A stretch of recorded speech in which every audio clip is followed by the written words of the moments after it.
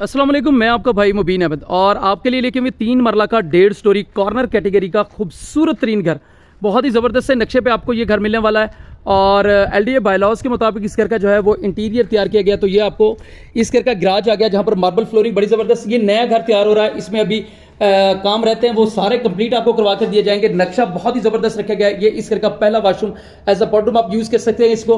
और ये इस घर का लाउंज एरिया से आपको इंटर होते हैं। प्रॉपरली साइड की दीवारें, इनसाइड आउटसाइड तमाम दीवारें 9 इंची की रखी गई हैं।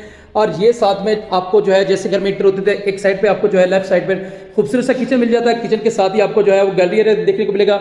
और ये इस घर का मास्टर साइज ग्राउंड फ्लोर पर मास्टर साइज बेडरूम है। वेंटिलेशन के लिए प्रॉपरली विंडो दी गई है और खूबसूरत से वाशरूम भी तैयार किया गया। इस साइड पे इस घर का जो है वो ड्राइंग रूम एरिया आ जाता है। तो ड्राइंग रूम भी बिल्कुल सेपरेट रखा गया है। अल हरम गार्डन हाउसिंग सोसाइटी में ये घर वाक़ है। सिर्फ ही आपको जो है 55 लाख रुपए के अंदर ये घर मिल जाएगा। मुकम्मल वीडियो के लिए चैनल सब्सक्राइब करें और फोन पर रब्ता करें।